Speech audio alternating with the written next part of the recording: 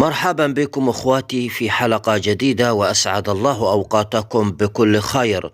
وفاة الراقصة الجزائرية كاتيا المعروفة باسم شيطانة مقلشة اثناء تواجدها في بث مباشر على احد التطبيقات والربح من الانترنت. ومن هي؟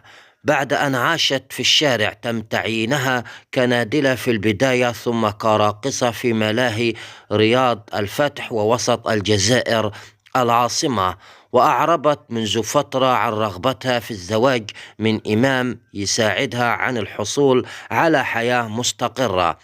وهذه آخر صورة في اللحظة التي شعرت فيها بالإعياء قبل وفاتها في بث مباشر.